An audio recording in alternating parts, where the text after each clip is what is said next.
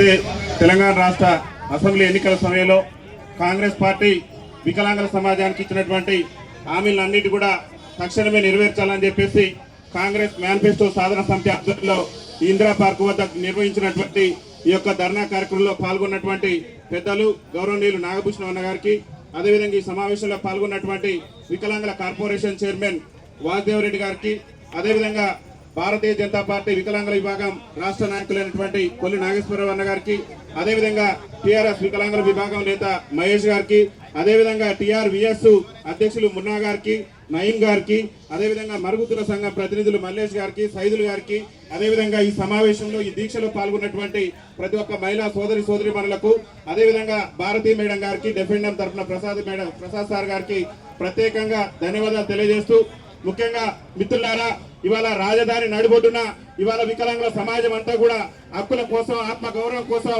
రాజ్యాధికారంలో ఓటా కోసం ఇవాళ నడి రోడ్డు మీద కూర్చొని ఇవాళ దీక్ష చేయవలసినటువంటి పరిస్థితి ఈ తెలంగాణ రాష్ట్రంలో రావడం అనేది దురదృష్టకరం. ముఖ్యంగా మనకు కాంగ్రెస్ పార్టీ అధికారంలోకి రాకముందు ఈ రాష్ట్ర ముఖ్యమంత్రి రేవంత్ రెడ్డి గారు పిసిసి అధ్యక్షుడి హోదాలో మా కాంగ్రెస్ పార్టీ అధికారంలోకి వస్తే మేము ఎప్పుడైతే అధికారంలోకి వస్తామో మేము అధికారంలోకి వచ్చిన నెల నుంచే వికలాంగుల పింఛన్లు అన్నింటినీ కూడా 6,000 రూపాయలు చేస్తాం. అదేవిధంగా వృద్ధులు కానీ, గీతా కార్మికులు కానీ, బీడీ కార్మికులు కానీ అందరి పింఛన్లు కూడా 4,000 రూపాయలు చేస్తామని చెప్పేసి కాంగ్రెస్ పార్టీ అభయాస్త్రం ఎన్నికల మేనిఫెస్టోలో ఈ రాష్ట్ర ముఖ్యమంత్రి పేర్కొన్నారు.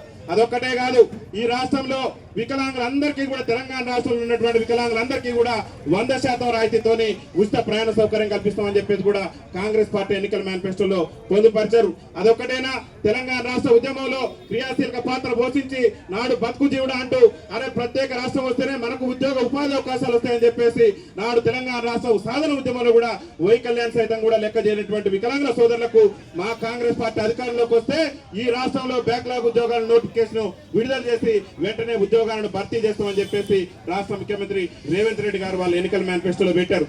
అదొకటైనా, వికలాంగుల సంక్షేమ శాఖను గత ప్రభుత్వం మహిళా శిశు సంక్షేమ శాఖలో కలిపింది. మేము ఎప్పుడైతే అధికారంలోకి వస్తామో మేము అధికారంలోకి వచ్చిన వెంటనే వికలాంగుల సంక్షేమ శాఖను ప్రత్యేక శాఖగా కొనసాగిస్తామని చెప్పేసి రేవంత్ రెడ్డి గారి పార్టీ ఎన్నికల మేనిఫెస్టోలో చెప్పింది. ముఖ్యమంత్రి గారు రేవంత్ రెడ్డి గారు అనేకమైనటువంటి హామీలు ఇచ్చి ఈ రాష్ట్రంలో అసలు కాంగ్రెస్ ప్రభుత్వం వచ్చే పరిస్థితులు లేనటువంటి సందర్భంలో మరి పింఛన్దారుల ఓట్లను, పింఛన్దారులను అందరినీ కూడా నమ్మబలికి మనందరినీ కూడా నట్టేడు ముంచి మనందరిని పింఛన్ పెంచుతాం, అందరికీ కూడా అవకాశాలు ఇస్తాం, వికలాంగులకు ఉద్యోగ ఉపాధి రంగాల్లో ప్రాధాన్యత ఇస్తామని చెప్పేసి మాయ మాటలు చెప్పి రాష్ట్ర ముఖ్యమంత్రి రేవంత్ రెడ్డి మన ఓట్లు వేయించుకొని ఇవాళ రాష్ట్ర ముఖ్యమంత్రిగా గద్దెనెక్కినాక దాదాపు రాష్ట్ర ముఖ్యమంత్రిగా రేవంత్ రెడ్డి గారు బాధ్యతలు చేపట్టి ఇవాళ 2 ఏళ్ల పరిపాలన పూర్తయింది. 2 ఏళ్ల పరిపాలనలో కాంగ్రెస్ ఎమ్మెల్యేలు, మంత్రులు, ఎమ్మెల్యేలు ఒకసారి ఆత్మ పరిశీలన చేసుకోవాలి. ఈ 2 ఏళ్లలో వికలాంగుల సమాజానికి మన ఎన్నికల మేనిఫెస్టోలో పెట్టినటువంటి ఒక్క హామీ అయినా నెరవేర్చారనేది వాళ్ళ అసెంబ్లీ సాక్షిగా ఆత్మవిమర్శ చేసుకోవాలని చెప్పేసి ఈ ఇందిరా పార్కు వికలాంగుల మేనిఫెస్టో సాధన సమితి వేదిక నుంచి మేము రాష్ట్ర ప్రభుత్వాన్ని డిమాండ్ చేస్తున్నాం. ముఖ్యంగా మీరే చెప్పారు 6,000 రూపాయల పింఛన్ మీ ఎప్పుడైతే అధికారంలోకి వస్తామో అనేక బహిరంగ సభల్లో, అనేక వేదికల్లో ఈ రాష్ట్ర ముఖ్యమంత్రి రేవంత్ రెడ్డి గారే మా కాంగ్రెస్ పార్టీ అధికారంలోకి రాగానే అన్ని వృద్ధులు కానీ, వితంతువులు కానీ, గీతా కార్మికులు కానీ వాళ్ళందరూ 4,000 రూపాయల పింఛన్ తీసుకుంటారు. మా వికలాంగుల సోదరులకు మేము ఎప్పుడైతే అధికారంలోకి వస్తామో అదే నెల 6,000 రూపాయలు ఇస్తున్నాడు. రేవంత్ రెడ్డి గారిని ఇందిరా పార్క్ వేదిక నుంచి అడుగుతున్నాం, రేవంత్ రెడ్డి గారు ఎడిపోయిన మా 6,000 రూపాయలు పెండింగ్ బకాయితో సుద్ధా మీరు ఎప్పటి నుంచి అయితే ఇస్తున్నారో ఆ పెండింగ్ బకాయితో సుద్ధా తక్షణమే ఇచ్చే విధంగా మీరు చట్టసభలలో తీర్మానం చేయాలి. తక్షణమే మా పెండింగ్ పింఛన్లన్నింటినీ కూడా విడుదల చేయాలి. రేవంత్ రెడ్డి గారు ముఖ్యమంత్రి అయితే ఆర్టీసీలో ఉచిత ప్రయాణం ఇస్తానని చెప్పిండు. అరే ఎన్టీ రామారావు గారు ముఖ్యమంత్రి ఉన్నప్పటి నుంచి 50% రాయితీతోనే వికలాంగుల సమాజం ఉచిత ప్రయాణం చేసింది. మరి ఇవాళ మహిళలకు కాంగ్రెస్ పార్టీ చెప్తున్నది మీ మహాలక్ష్మి పథకం కింద మహిళలందరికీ కూడా ఉచిత ప్రయాణ సౌకర్యం కల్పించడం అని చెప్పేసి.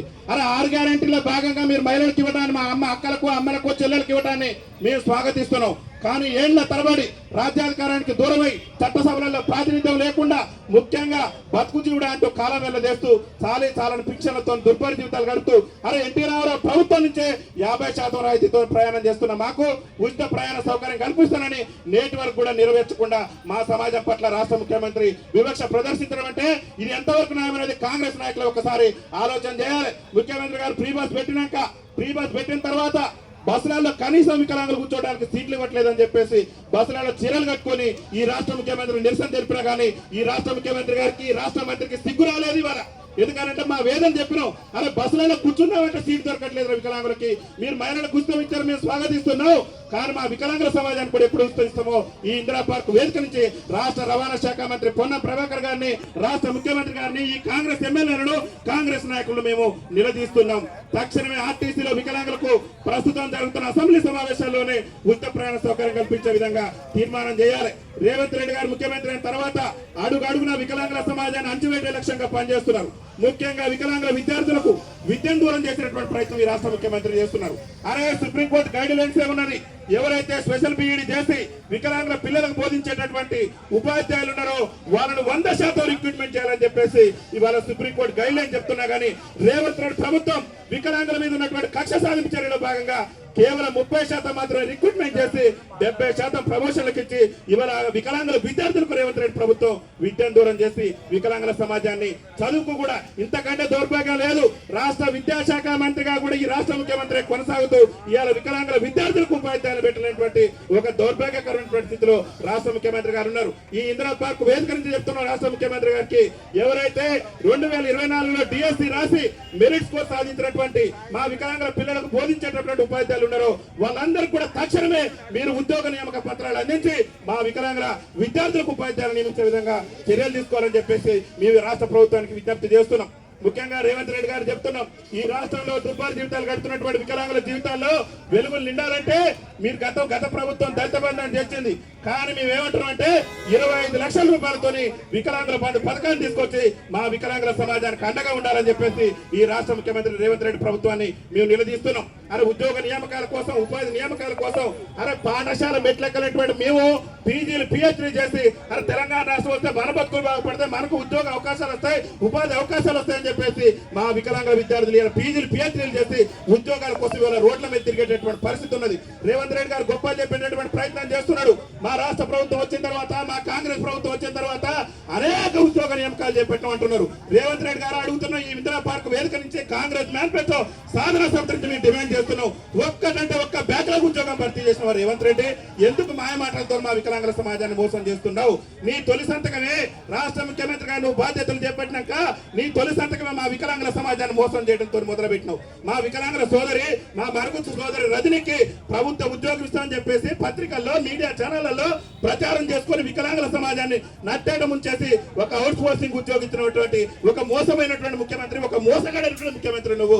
ఇప్పటికైనా నా చలనం తెచ్చుకో. వికలాంగుల సమాజం మేర్కొన్నది, వికలాంగుల్లో ఐక్యత ఏర్పడది. నీ ప్రభుత్వాన్ని నిన్ను గద్దెదించేంత వరకు కూడా ఎంతటి పోరాటానికైనా ఎరకడకుండా మా యొక్క పోరాటాలు ఉధృతం చేస్తాం. అలా వికలాంగుల విద్యార్థులకు ఉపాధ్యాయులు ఉండరు, బస్సులలో వికలాంగుల సీట్లు ఉండవు. నువ్వు వచ్చిన దగ్గర నుంచి అడుగునా మా వికలాంగుల సమాజం మీద వివక్ష కొనసాగుతుంది. ఒక్కటంటే ఒక్క మంచి పని చేసిన రేవంత్ రెడ్డి. అరే గతంలో కూడా మాకు కిరణ్ కుమార్ రెడ్డి గారు మంత్రిగా ఉన్నప్పుడు, ముఖ్యమంత్రిగా ఉన్నప్పుడే మాకు పరిశ్రమల రంగంలో రిజర్వేషన్ ఉండేది. ఈ రేవంత్ రెడ్డి గారు ఎప్పుడైతే ముఖ్యమంత్రి అయిందో పరిశ్రమల రంగంలో ఉన్న రిజర్వేషన్ ఎత్తేసిండు. అరే ఇలా వికలాంగుల క్రీడాకారుల పరిస్థితి రాష్ట్రంలో దయనీయంగా తయారైంది. ఇలా వికలాంగులు దేంట్లో కూడా తీసుకోరు. వికలాంగులు క్రీడల్లో కూడా ఈ తెలంగాణ రాష్ట్రానికి కూడా అనేకమైనటువంటి అవార్డులు, రివార్డులు తీసుకొచ్చి ఇలా వికలాంగుల క్రీడాకారులు కూడా రాష్ట్రాన్ని దేశంలోనే ముందంజలించేటువంటి ప్రయత్నం చేస్తున్నారు. వికలాంగుల క్రీడాకారుల పట్ల కూడా రాష్ట్ర ముఖ్యమంత్రి అడుగడుగున వివక్ష ప్రదర్శిస్తున్నాడు. మీ ఒకటే విజ్ఞప్తి చేస్తున్నాం, వికలాంగుల కార్పొరేషన్ తో పాటు వికలాంగుల క్రీడాకారులకు వికలాంగుల క్రీడా కార్పొరేషన్ కూడా ఏర్పాటు చేసి వికలాంగుల క్రీడాకారులకు ఏ ఇబ్బందులు అవుతున్నాయో ఆ ఇబ్బందులన్నీ తొలగించే విధంగా కూడా రాష్ట్ర ప్రభుత్వం చర్యలు తీసుకోవాలని చెప్పేసి ఈ వేదిక నుంచి మేము విజ్ఞప్తి చేస్తున్నాం. అదే విధంగా ఈ రాష్ట్రంలో ఉన్నటువంటి వికలాంగులందరూ కూడా విద్యలో కానివ్వండి, ఉద్యోగాలలో కానివ్వండి, అన్ని కూడా మాకు ఉచిత విద్య అందించాలి. మాకు వైద్య విషయంలో కూడా 100% ప్రభుత్వ ప్రైవేట్ వైద్యశాలల్లో కూడా ఉచిత వైద్యం అందించే విధంగా రేవంత్ రెడ్డి ప్రభుత్వం నిర్ణయం తీసుకోవాలి. ఇవాళ మిత్రులు ముఖ్యంగా ఈ వేదిక నుంచే చెప్తున్నాం, ఇక్కడ అనేక మంది మా బ్లైండ్ సోదరులు ఉన్నారు. రాష్ట్ర ముఖ్యమంత్రి రేవంత్ రెడ్డి గారికి ఈ ఇందిరా పార్క్ వేదిక నుంచే చెప్తున్నాం, అరే 100% ఉన్న మా బ్లైండ్ సోదరుల మధ్య బస్ పాస్ ఇస్తూ మరి 40% ఉన్నటువంటి 40 నుంచి 90% ఉన్నటువంటి మా బ్లైండ్ సోదరులకు ఇవాళ బస్ పాస్ ఇవ్వట్లేదు. డిపెండెంట్ సోదరుల పరిస్థితి కూడా అదే. దయచేసి మేము విజ్ఞప్తి చేస్తున్నాం, 40% వైకల్యం కలిగినటువంటి ప్రతి ఒక్క వికలాంగుని కూడా ఖచ్చితంగా బస్ పాస్ ఇవ్వాల్సిందే. బస్ పాస్ ఇవ్వకుంటే నిన్ను, నీ పార్టీని భూస్థాపితం చేయడమే లక్ష్యంగా మా యొక్క ఉద్యమ కార్యాచరణ ఉంటుంది. అరే మా వేదన అనేక సందర్భాల్లో చెప్పినాం. ఇటీవల కాలంలో కూడా అరే ఆర్టీసీ బస్సులో మాకు కూడా ఉచిత రవాణా సౌకర్యం కల్పించబోయా. అప్పుల్లో ఉన్నటువంటి ఆంధ్రప్రదేశ్ రాష్ట్ర ముఖ్యమంత్రి చంద్రబాబు నాయుడు గారు వికలాంగులకి నిజంగా మేలు చేస్తున్న మనకు భవిష్యత్తు ఉంటుంది, వికలాంగుల సంక్షేమాన్ని విస్మరిస్తే మన పార్టీలు మనం అడ్రస్ గలంత అయితే అని చెప్పేసి ఆయన గమనించి అక్కడ 6,000 రూపాయల పెన్షన్. ఇక్కడ ఉన్నటువంటి మా మిత్రులు ఉన్నారు, తీవ్ర వైకల్యంతో బాధపడుతున్నారు. వాళ్ళ బతుకుల జీవితాల్లో ఎలుగులు నిండాలంటే ఖచ్చితంగా ఆంధ్రప్రదేశ్ రాష్ట్రంలో ఇస్తున్న మాదిరిగానే ఈ తీవ్ర వైకల్యం కలిగిన వికలాంగుల సోదరులందరూ కూడా తక్షణమే ప్రస్తుత అసెంబ్లీ సమావేశాల్లోనే మీరు బడ్జెట్ లో మీరు ఏదైతే మీరు ప్రవేశపెట్టినటువంటి బడ్జెట్ ఉన్నదో ఆ బడ్జెట్ లో మాకు పైసా కేటాయించలే. తక్షణమే బడ్జెట్ లో తెలంగాణ రాష్ట్ర ప్రభుత్వం ప్రస్తుత అసెంబ్లీ సమావేశాల్లోనే బడ్జెట్ ను సవరించి వికలాంగుల సంక్షేమ శాఖకు 3,000 కోట్లు కేటాయించి మీరు ఎన్నికల హామీ ప్రకారం 6,000 రూపాయల పింఛన్ ఇవ్వాల్సిందే.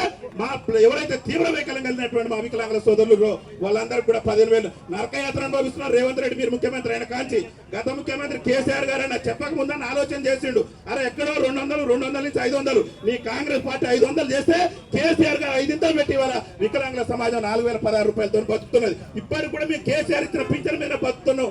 ఎందుకు నువ్వు ముఖ్యమంత్రిగా కొనసాగటం? నీకు ఒక్కసారైనా ఆలోచన చేసి అరే ఉచిత ప్రయాణం కోసం ఉచిత బస్సు కల్పించండి అని చెప్పేసి మేము పరిగిలో పంజాబ్ డ్రెస్ వేసుకొని ప్రభుత్వాన్ని నిరసన తెలిపినా కానీ ఈ ప్రభుత్వానికి ఇంత కూడా ఇస్మంతైనా కూడా సిగ్గు సెలవు అనేది కూడా లేకుండా రాష్ట్ర ప్రభుత్వం ముఖ్యమంత్రి రేవంత్ రెడ్డి ప్రభుత్వం ప్రవర్తిస్తున్నది. దయచేసి ఇక్కడ ఉన్నటువంటి అన్ని సంఘాలకు కూడా విజ్ఞప్తి చేస్తున్నాం. సంఘాలకు అతీతంగా మన హక్కుల సాధన కోసం ఆత్మ గౌరవం కోసం పార్టీలకు అతీతంగా మనందరం కూడా కలిసికట్టుగా పనిచేయాలి. ముఖ్యంగా రేవంత్ రెడ్డి గారి ప్రభుత్వాన్ని కూడా మేము కోరుతున్నాం.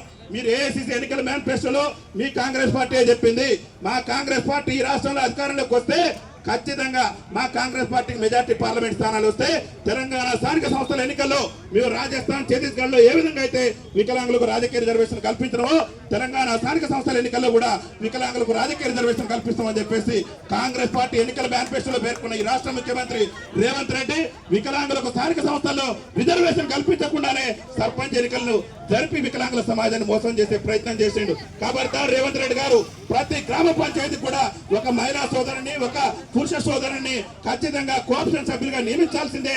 పంచాయతీ నుంచి మొదలు పెడితే పార్లమెంట్ వరకు కూడా చట్టసభలలో మా వాణి వినిపించుకోవడానికి మాకు రాజకీయ అవకాశాలు కల్పించాల్సిందే. ఎందుకంటే ఇవాళ తెలంగాణ రాష్ట్రం ఏర్పడి 12 ఏళ్ళు అవుతుంది. 12 ఏళ్లలో ఏ ఎమ్మెల్యే కానీ ఏ ఎంపీ కానీ ఏ మంత్రి కానీ ఎవరు కానీ చట్టసభలలో 10 నిమిషాలు కూడా అసెంబ్లీలో మాట్లాడినటువంటి పరిస్థితి లేదు. ఏ పాపం చేసినాం ఏ అన్యాయం చేసినాం ఇవాళ మా ఓట్లతో గద్దెనెక్కి ఇవాళ మా సమస్యలు విస్మరిస్తారా? ఖబర్దార్ రేవంత్ రెడ్డి నిన్ను గద్దెదించే రోజులు కూడా దగ్గర పడ్డాయి. నిన్ను నీ కాంగ్రెస్ పార్టీని కథం చేయడమే లక్ష్యంగా మా మేనిఫెస్టో సాధన కమిటీ లక్ష్యాలు ఉండబోతున్నాయి. రేవంత్ రెడ్డి గారు ఇప్పటికైనా ఈ దీక్షను చూసైనా రాష్ట్ర ముఖ్యమంత్రి గారికి రాష్ట్ర ముఖ్యమంత్రి రేవంత్ రెడ్డి పార్టీ ఆత్మ పరిశీలన చేసుకొని అరే మనం 2 ఏళ్ల నుంచి కూడా వికలాంగుల సమాజాన్ని మోసం చేసుకుంటూ వచ్చినాం. ఇక మోసం చేయడం మంచిది కాదని తక్షణమే మా పింఛన్లు పెంచే విధంగా న్యాయమైన డిమాండ్ నెరవేర్చే విధంగా ఈ మధ్యన గొప్పలు చెప్తున్నాడు.